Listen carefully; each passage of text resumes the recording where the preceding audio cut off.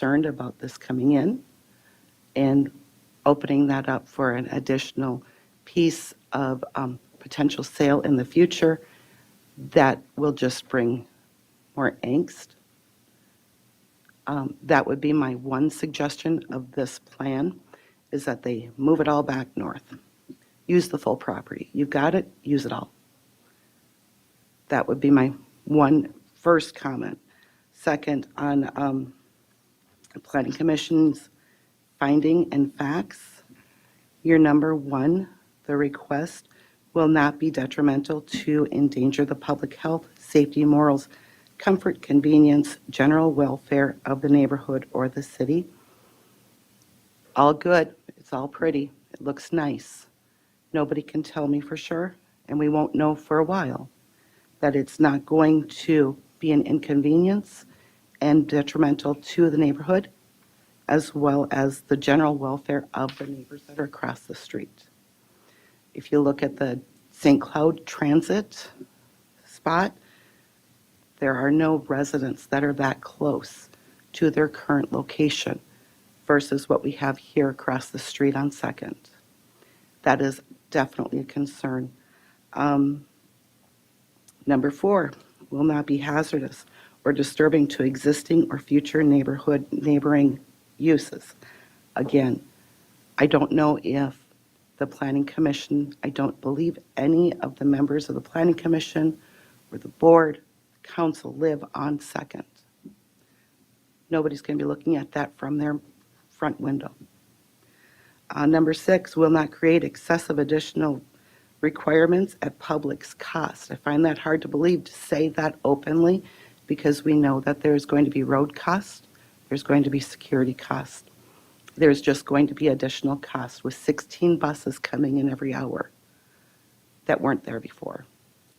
Number 7, will not involve uses, activities, process, material, equipment, and conditions of operations that will be detrimental to any person, property, or the general welfare because of the excessive production of traffic, noise, smoke, fumes, or glare or odor. Again, pretty hard statement to say when we don't know what's coming down the road. I think what we've got is, it feels like a little bit of a trial. And it's too late once they're there to say that didn't work, because then it's there. That is my biggest concern for this neighborhood. I don't believe that Metrobus will be interested in buying out these properties at a fair market price when these folks start leaving. And they will lose value of their home because this is across the street. Now, on the good side, this is better than an apartment building, so thank you. Not putting an apartment building there. That's all I have. Thank you. Thank you. Thank you. Anybody else like to come up and speak? Mr. Chair, I would invite the applicants to, if you wanted to speak to your rationale for laying out the site the way you did, you're certainly welcome to, but if you're okay not, that's okay too. That's fine.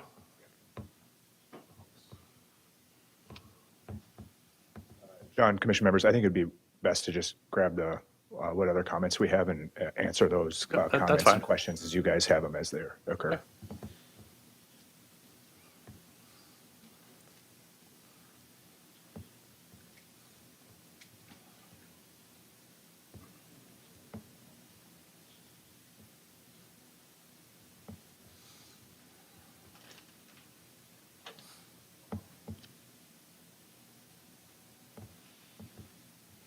Good evening.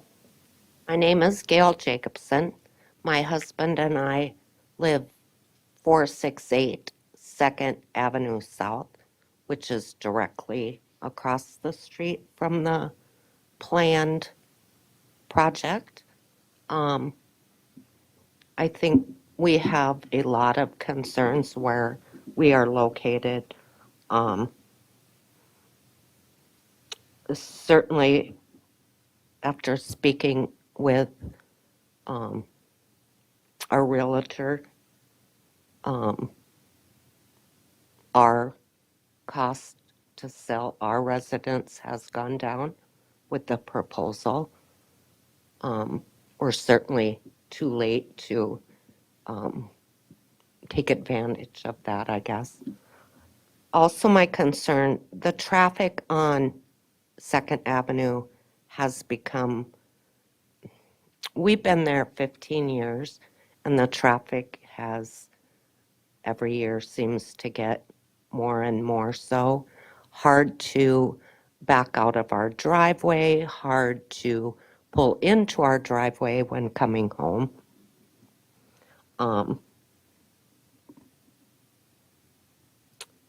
I guess I had questioned last time about, I know Waite Park has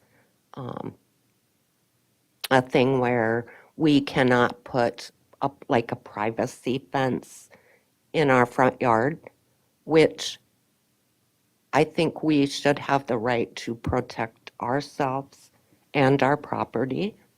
And they're having, I think you said 6-foot trees and stuff across on their property. I'm asking why we cannot have a 6-foot privacy fence on our property, which is right across the street. And then I'm concerned about where the crosswalk is going to be. Do you have any more information on that? That hasn't been ironed out yet. That's still in the early phases. So unfortunately, no, I don't have the exact location at this time. But certainly, it's going to be pretty much directly across from there. When they refer to when it says mid-block, what that means is that it's going to be somewhere, not at an intersection. Well, exactly. So But I don't know gonna where. be mid-block. I don't know, yes, correct, but I don't know exactly where it will be at this point, but probably somewhere nearby in your, pretty close in your proximity. And then also our concern is if Waite Park has the manpower with the police to patrol that area, because it's certainly going to be needed more patrolling there because of the traffic and other things. Oh, what else, Sunny? Yeah, and that's our concern.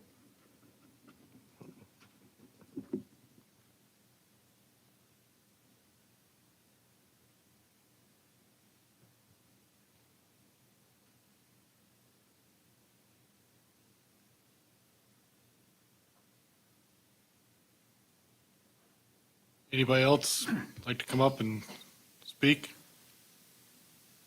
Either for or against, or you can come up to the microphone, please state your name and address.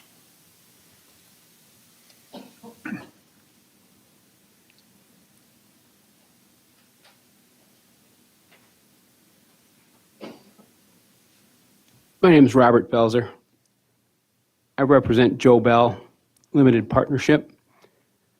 I own a lot of the properties around town. And I'm here for the bus depot transit. I really appreciate the fact that you're considering to put it here.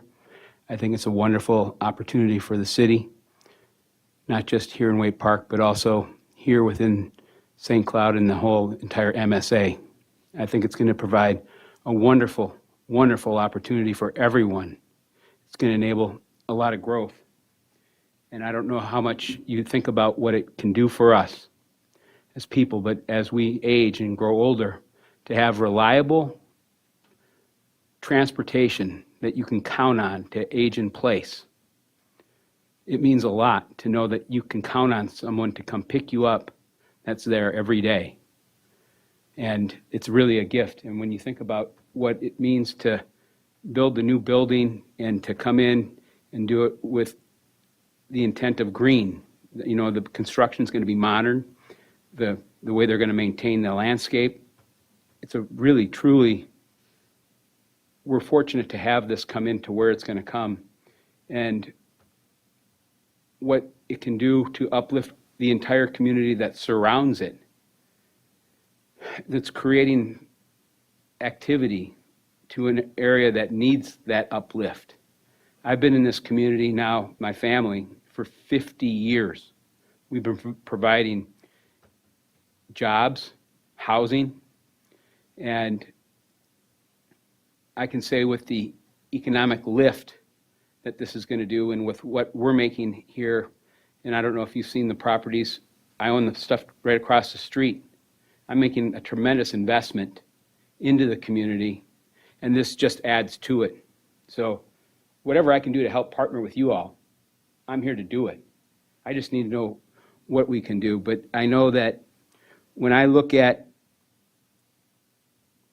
where we're going with 742 and the investment that the school district is making under the superintendent, she's done a really terrific job. And I think anybody here could question what she's done. She's really turned around this community. And my partner in my business, Lowe's, they've provided us to help give back to the community. And soon we'll be doing some other things. You'll see outside of all of our properties, rain pollinator gardens. We'll capture the rain, and we'll be putting these gardens out in front of our buildings. And you'll see that what they're doing here with this new construction, it's really a gift. And if you have any questions, I'll be happy to stick around and answer anything that you have. Go ahead. You live on Second Avenue South? I've lived there since 1985. What's your address? Where do you live on Second Avenue? I own the building. I pay the property taxes. Live there. I pay the property taxes. You don't live there. I live there every day. When things aren't working, you want to know something? They call me. Yeah. And that's what counts. And I'm the only property owner that probably goes in and does annual inspections in all of my units every year. Thank you.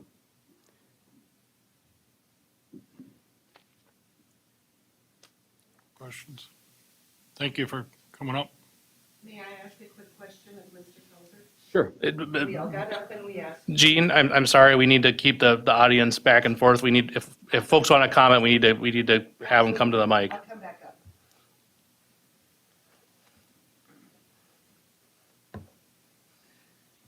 Thank you for coming, Mr. Pelzer. Pleasure to be here. Again, my name is Jean Lodemeyer, 109 Greenstone Lane.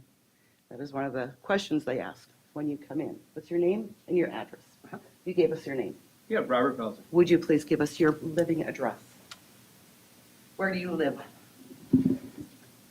I'll use this address. I'll use the office, 1205 Main Prairie Road. That's where I pay the property taxes for all these addresses.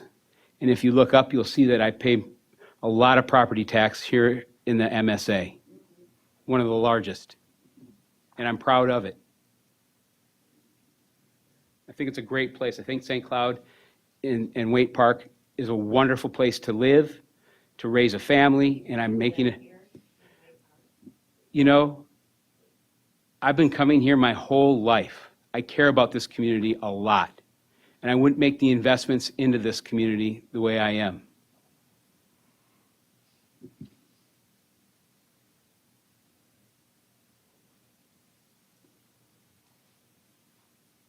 And for the bus company, thank you for taking the time to actually consider putting this investment here. I think it's great, so thank you.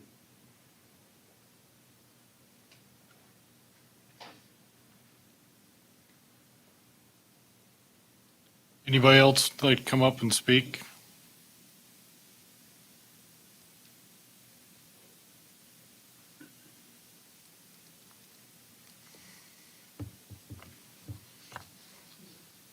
I'm Sarah Starling, 156 7th Avenue North, and I have a question for the developers. So I work at Wacosa right across the street, and in doing so, I have quite a bit of knowledge about disability services. One of the things we know is that autistic children and adults alike are drawn to water and may not always have the sense to be safe around water. So I'm concerned about your wet pond being next to a disability services provider, as well as autistic children who live in that neighborhood. What are you doing to protect them from that pond?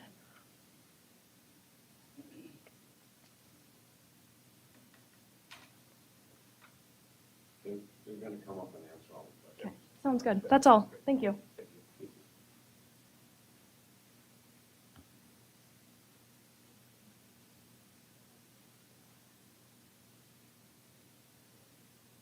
Anybody else like to come up and speak?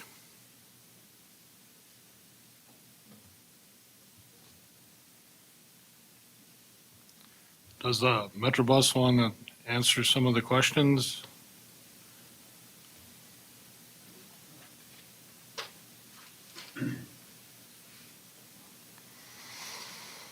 Evening, Commission. My name is Andrew Cooper. I'm with Ortel Architects in St. Paul, Minnesota, and we are the design architect for Metrobus for this facility. I have with me today Michael Jiske, who is a landscape architect with SRF Consulting Group. Michael, I might have you come up and answer the immediate question with the wet and dry pond right now. Yeah, I'd be happy to. Really appreciate that comment. One of the things that we do when we design a pond of this nature is we design in a safety bench. What that means is like the area immediately around the edge of the pond has a very gradual slope. It's generally 1 to 10 or less. And then after that kind of apron area, then often ponds get a little bit deeper than to have capacity. We are required to have these stormwater ponds on site to meet Sauk River Watershed District requirements for stormwater treatment, as well as the state's sustainable building guidelines as well.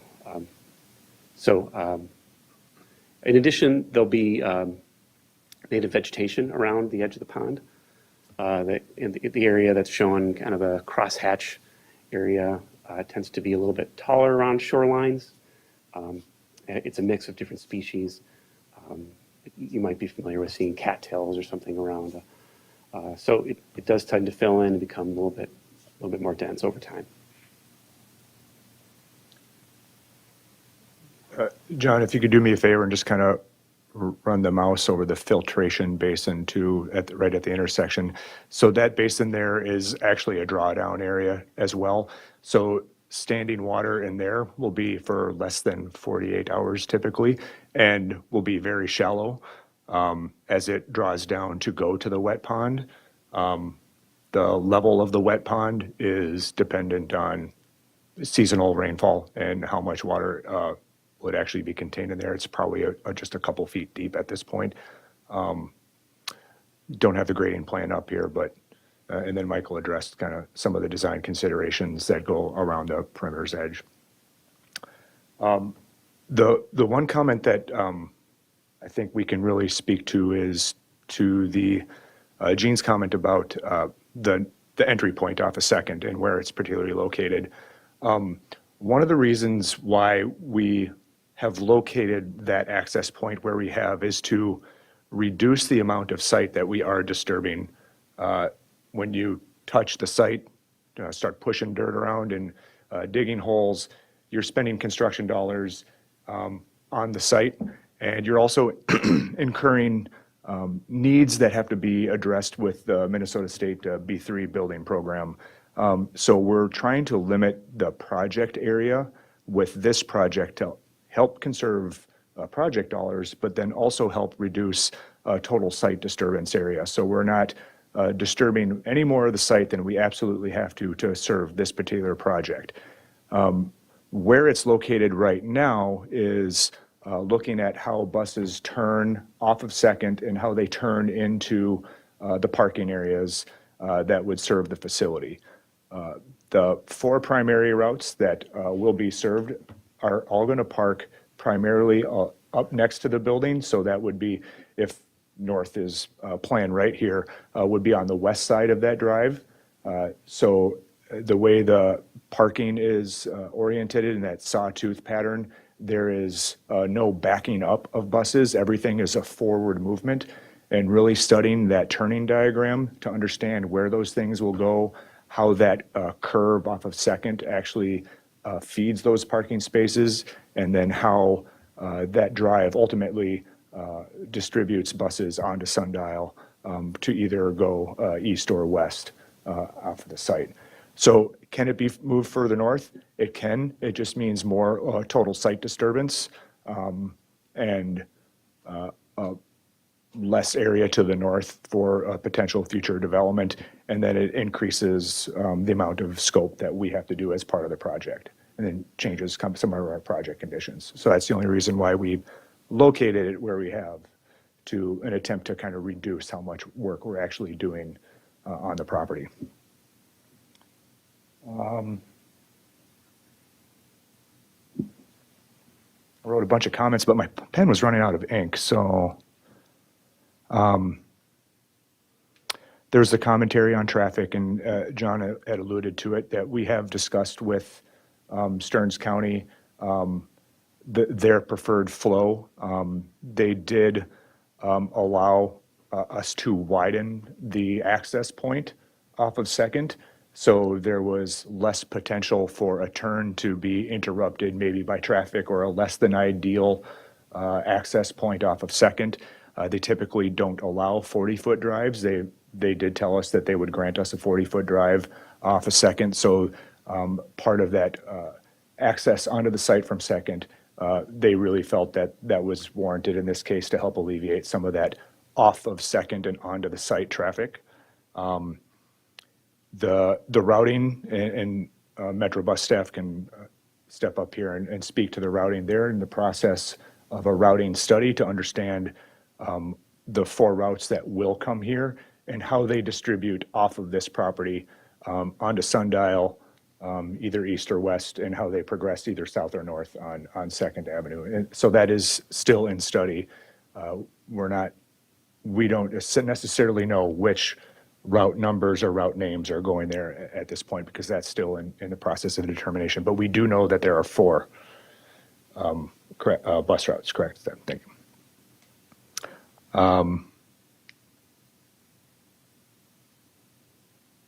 I believe that was, it was from neighbors. Was there any other questions that you had that you need me to touch on? Come on up, Gene.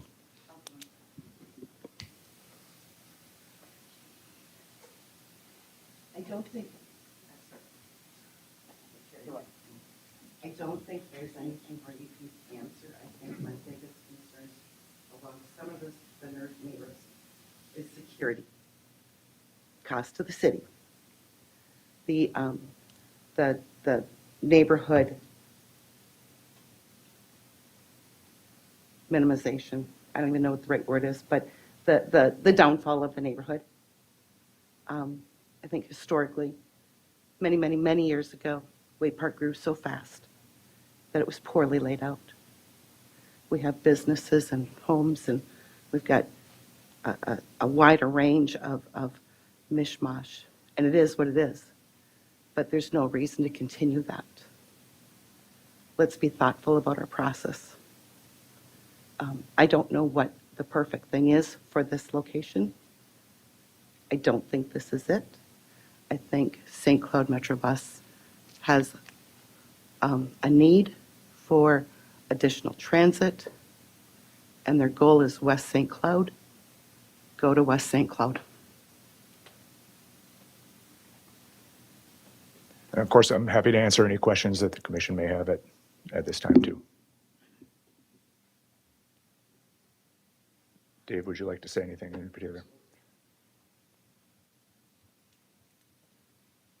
Good evening, commissioners, members of the audience. I'm Dave Green. I'm the Chief Operations Officer at MetroBus, so I can speak a little bit to the question or comments about the security.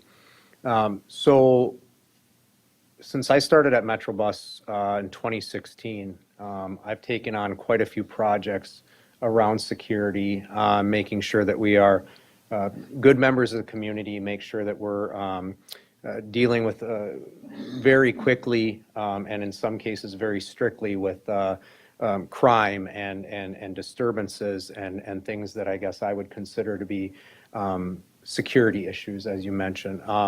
One of the things that we we did down at our transit center down in St. Cloud was a project with the Community Crime Impact Team with the St. Cloud Police.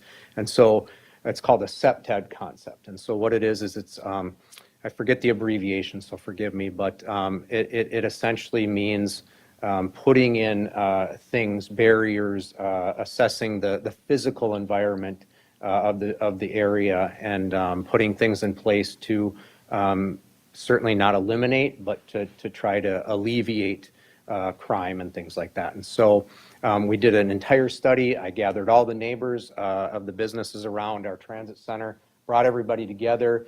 Metro Bus even invested some of our money in doing some work on kind of the properties around the area, put in some gates. We put in some kind of harder landscaping, if you will, that deters loitering, laying on things. We put up some murals and some paintings, things like that, because there really is, there's a lot of work and a lot of studying that's gone into this in different countries to say that, you know, even if you go as far as painting a window on a brick wall, it gives the impression that people are watching, and so it deters some of these things. Early on, when we brought this project forward, there were some questions from the chief of police about our standards, our code of conduct, our rider misconduct guidelines. We don't tolerate any of that. I want our bus service. When I started with Metro Bus in 2016, I said, I want this to be a service that my mom would feel safe riding. And I think we've done that. We've very much improved in our security. Our buses have external, internal cameras. All of our facilities have multiple cameras. We access that multiple times per day. I provided our rider misconduct guidelines as well as our code of conduct to the chief of police early on in this process when asked. We work very closely. Obviously, our transit center is located in the city of St. Cloud, so we work very closely with the city of St. Cloud. They've got a trespass ordinance. It would be my intention, once we get going on this project and start building, that we would work with the chief of police as well as the police force to make sure that there's remedies in place. We've kind of got a three-strike rule. If there's something minimal, smoking on the property, loitering, things like that, we'll usually give somebody kind of 3 chances. If you come down and you want to pick a fight and you want to start punching people, sorry, you're going to take a vacation for a minimum of a year to decide whether you can make better choices when you come back around. So we certainly appreciate everything that you've said. We certainly hear everything that you've said. We want to be good partners in the community. We want this to continue to be a good neighborhood. Our doors are always open. If things transpire, we're certainly open to feedback and addressing things. Like I said, we don't want to be a hindrance. We don't want to bring things to the neighborhood. Now, that being said, obviously, we can't control people, right? And so we do as much as we possibly can to make sure that we're a contributing member and we're a good impact to the neighborhood. And we would continue that here in Waite Park. We'll work with the police force. We'll work with the residents if there are issues. Yeah, we certainly don't want to bring anything to the community that's not a benefit. And like I said, I appreciate all of the comments, negative and positive. We can only improve if we hear about things. So we certainly appreciate both perspectives and understand where some of the concerns would come from. So I would certainly entertain any questions.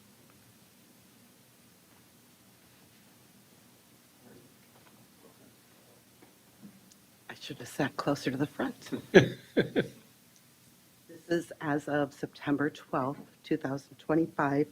I did ask for an incident report from the St. Cloud Police Department, and as of the first of the year to September 2025, there were 52 calls to the Metro Bus in St. Cloud. So for your information, if you would like a list of it, Mr. Green, I'm happy to share that with you. You probably already have it. So I can speak to that if you don't mind. So when we started that project with the city of St. Cloud, I want to say that was like 2019, we had probably, I'm just trying to remember off the top of my head, I think we had 192 calls for service to our address in St. Cloud. That's in 1 year.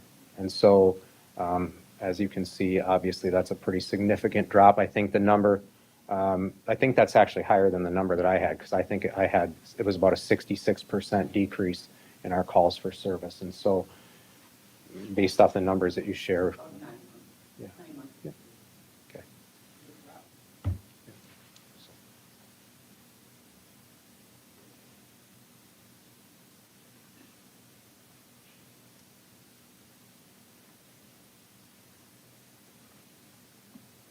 You know, I think it's important that we all consider what it means for a business to come into our community wanting to invest and uplift.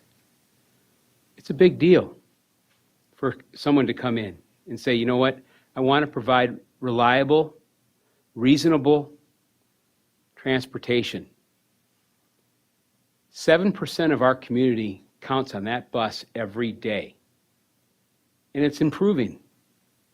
The interest level to ride the bus is coming back. We have to be thankful for that. And as we age, more people are going to need it.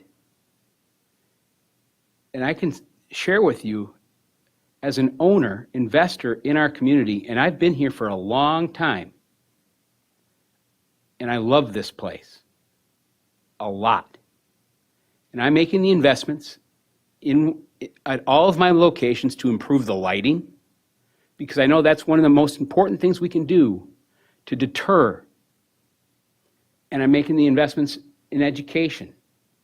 And if I'm putting in rain harvesting rooftop to collect the rain and put pollinator gardens out front, turning them into living labs so the kids and the rest of the community can benefit from it.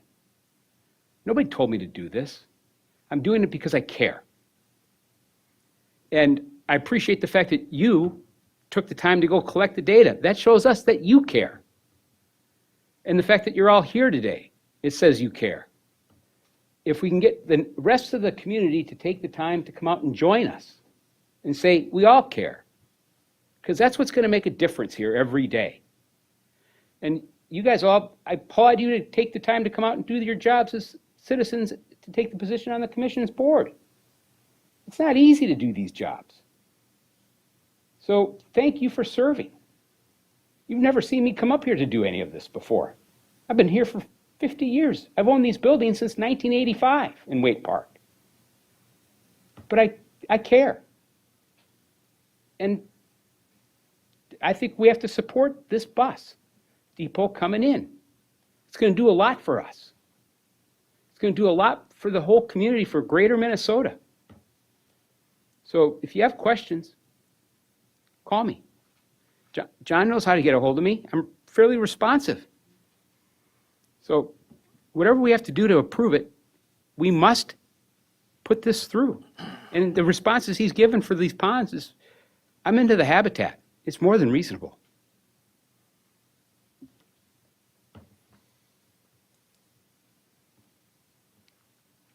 Anybody else like to come up and make a comment or? John, did you want me to comment on the question about the future development? Yeah, that might be helpful, Dave, just briefly.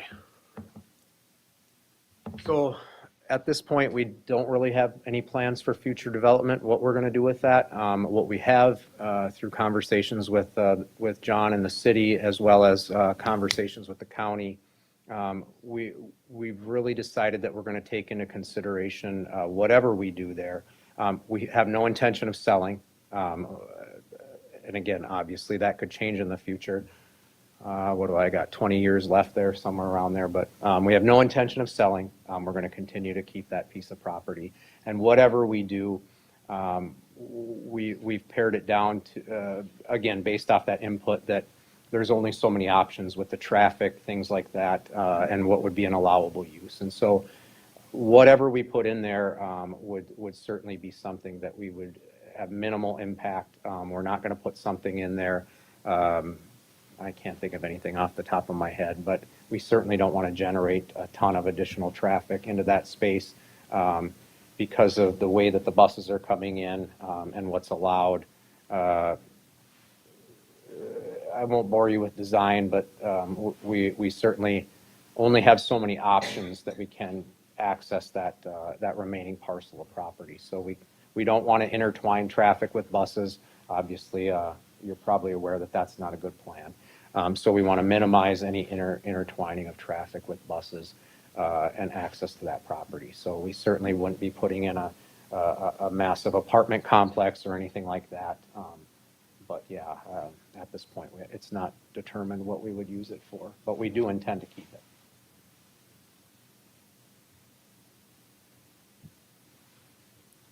Any other comments or? Tim, I have a question. So is there any consideration to putting in a right turn lane in that unused northern part section? So we minimize cars having to slow down as the buses make a right turn into the property and allow the through traffic to maintain normal city street speeds?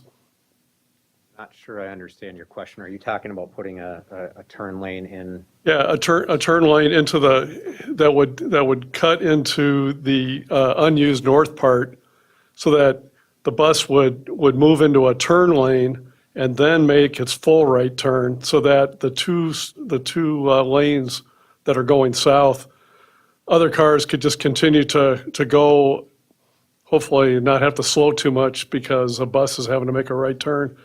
I mean, when you see cars on Division, I'm surprised we don't have more rear-end collisions like near 25th Avenue with cars turning into businesses with cars behind them going at city speeds. Yeah, Commissioner, we did discuss that augmentation to Second with Stearns County, and they were not interested in augmenting Second Avenue at this point in time, but a right turn lane did not come up in this conversation. We talked about 4 to 3 lanes. We talked about potential roundabout locations, but a right turn lane honestly did not come at that conversation, but they were uninterested in Second Avenue augmentations at this particular location at this point. But as John mentioned, as part of the plating process, they get another kick of the can, as you will. And also, we have to file paperwork with them for the development as well. There's a permitting process that they get a chance to review one more time, this site plan and some of the traffic impacts. So that's certainly a potential thing if they're willing to allow that on Second. I know the highway engineer. I could see where, I know how she thinks. Thank you. And then the audience member brought up a question I wasn't sure about. It wasn't clear in the materials. So there's 4 routes, and how many buses per hour would be going in and out of the site? It would typically? roughly translate to 4 times 4, so about So 16 it buses. would be in the and out, But 16. it's not, that's if they're very strict on 15-hour Sure. timelines. And as I had mentioned earlier in responding for Dave and Metrobus staff, that the actual route planning is still in process, so they might be different spacings there in and out. We wanted to bring forward worst-case scenario in case that's going to be the most that's going to have. Every 15 minutes, 4 buses. Yeah, so 16. So what you're basically saying is 15 minutes is the desired, but it may not be that compressed? 15 minutes will be the max.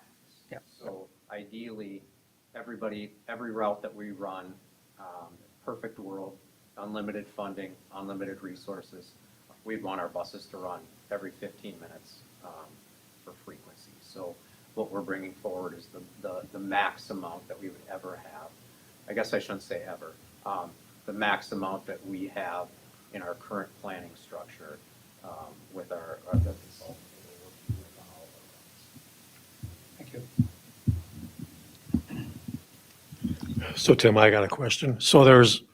I got 2 questions. So there's no parking in the facility for customers. Is that correct?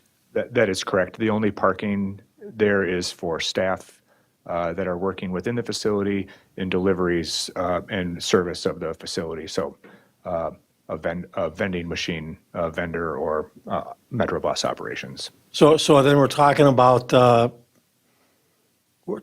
traffic would be customers coming off of one bus, going on to another bus, and also, residents in that area that maybe walk to the facility. Correct. Yes, it is strictly a transfer facility, not a park and ride. And I shouldn't say strictly a transfer because you can catch the bus for your first ride at this location, but the bulk of the traffic would be transfer. Okay, now, I just have one other comment. I think a lot of the citizens here are maybe concerned about loitering. Who's going to define that and I'm sure that's a big possibility. I'm sure there's a lot of concern about that out there. And so how is that going to be addressed? And who's actually going to address that? Because, there's not going to be a police officer on site, I guess, but could you address that? So we don't, you're right, it's hard to kind of define that, but we look at it as, are you there to catch a bus? And so we know that within an hour, in most cases, I can't think of any, Scott, can you think of any off the top of your head that wouldn't come in at least hourly? And probably in the next scheme, there's probably not going to be any that wouldn't. So we kind of use that guideline of you had an opportunity to get on the bus, what are you waiting for? And so we don't specifically define what we consider loitering, but you need to be here, you need to be getting on a bus. We don't permit people laying down, we don't permit long-term things. I guess to that point, we are not going to have a Jefferson Lines pickup here, or and maybe you've heard about this in the news. Our North Star Link service is going away, so it's just going to strictly be city buses in and out of here, and so there's not going to be any opportunity for like at our downtown transit center. A person could come in at 8 o'clock in the morning and purchase a ticket for Jefferson Lines and not leave until 4 o'clock in the afternoon, or want to catch our North Star Link service that only operates in the morning and only operates in the afternoon. That won't be an option here. And so we'll be able to enforce that more strictly than what we do downtown because those options are there. Now your comment about not having a police force there, we actually have 6 street supervisors, and their job is to strictly patrol transit operations all day long. And so they're already operating in the area over here as it is. How we do it kind of order of priority is that in most cases, we always have 2 street supervisors on at a time. One street supervisor needs to be at our transit center downtown, and the other one would take care of administrative duties. And if there are no administrative duties to do, their job is to be on the street. There are often times where we have a 3rd street supervisor on, and that 3rd street supervisor, their responsibilities is strictly the street. So obviously you're not seeing that as much over here because we don't have the transit center here yet. And so that would be a focus of their time. In addition to that, we have 2 operations managers and then myself. And so if you think that I'm probably not going to be spending a lot of my time here in the first 6-8 months, that's certainly where I'm going to be. So again, I want to make sure that we're doing what we say, and making sure that we're getting up and running and making sure that we're a good member of the community. So Because the reason I ask that, because I think if you if you start out as a new facility there, it's gonna be targeted. I mean, because it's like not targeted, but let's go hang out at the bus stop. So let's get 3 or 4 guys. So if that's not like stopped immediately, it's going to be something that's going to happen. I believe. And we've already got it, our minds made up that this is going to kind of be a all hands on deck, because as Andrew alluded to, we're going through an entire system restructure right now. And so maybe not the best choice that we all made, but we wanted to roll this out as kind of a package deal. And so what's going to come with that is a whole new system. Routes are going to be restructured, redone. And so we've got it already on the radar that we're going to need all hands on deck, because that's set to take effect October 3rd or 4th, whichever that Sunday is, that first Sunday in October. And that will align with hopefully the opening of the transit center too. So yeah, absolutely. We're going to need all hands on deck to make sure that, like you said, we don't want to get too far down the road and have people come back and say, oh, you didn't do what you said you were going to do, and you didn't make sure that things were taken care of out here. So the quicker we can get in front of that, the better off we will be.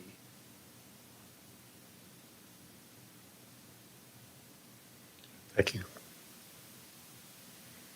Anybody else have any comments or?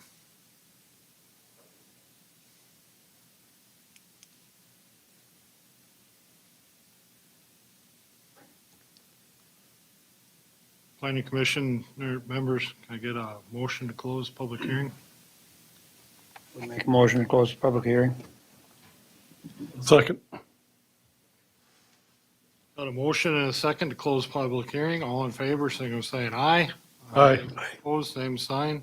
Public hearing closed at 7:38.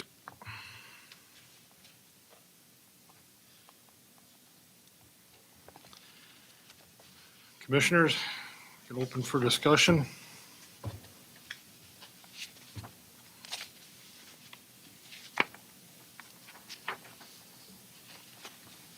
And or a motion. Mr. Chair, would it be advised to go through the findings of fact? Sorry for motion. We could do that.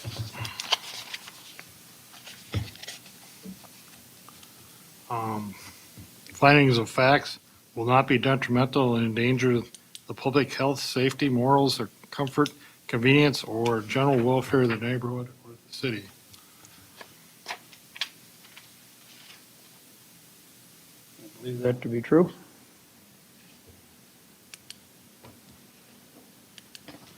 Will be harmonious with the ethical, specific, and general objectives of the comprehensive plan of the city of and its ordinance. Yeah. Agreed. Yep. Will be designed, constructed, operated, and maintained so to be harmonious and appropriate in appearance with existing or intended character of general vicinity and will not change the essential character of the area. Assume would pray to approve it with trees and that. Will not be hazardous or disturbing to existing or future neighboring uses.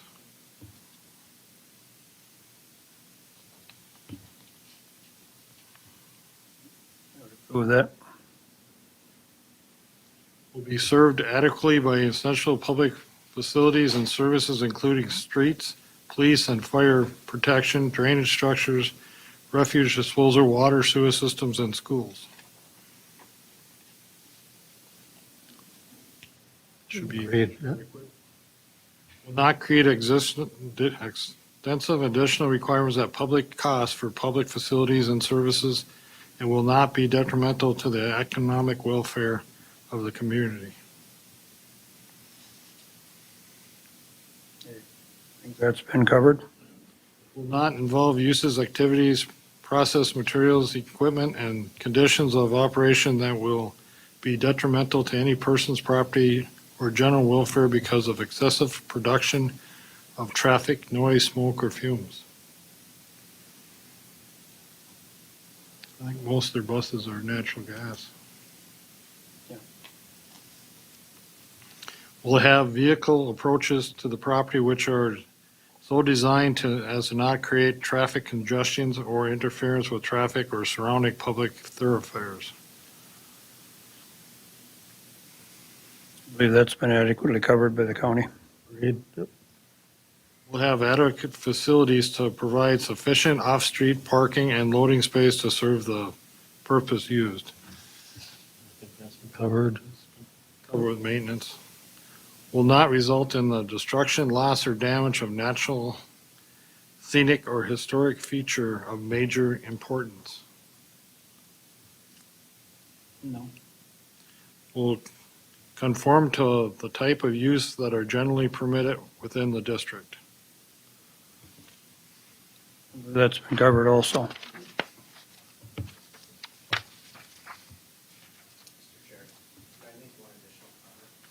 Sure. At the time,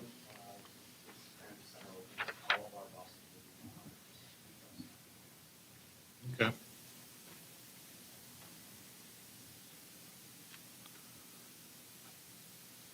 Suggested motions?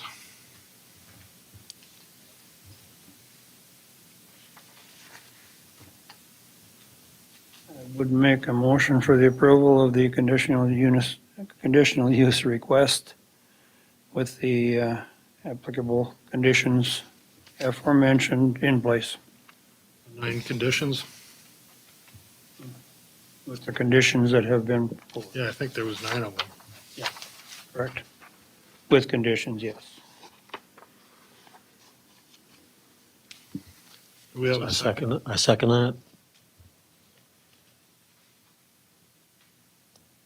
We got a motion and a second to approve with conditions. All in favor, signify by saying aye. Aye. Aye. Opposed, same sign. Passed with all present.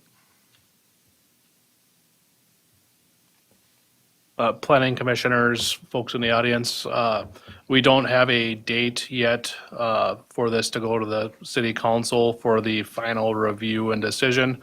My best recommendation would be just to keep an eye on the city website, the city agendas for that. It shouldn't be too far out, probably no more than a couple weeks ideally, but I don't have that date at this moment.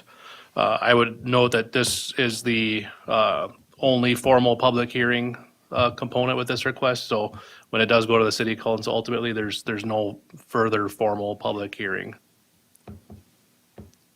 Although at any time, anyone is certainly welcome to speak at the 2-minute open forum, at least at any city council meeting.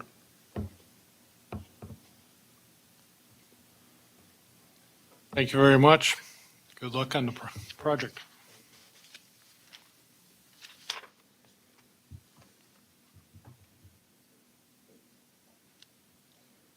Do we have any, John, do we have any new business or Nothing further tonight, Mr. Chair.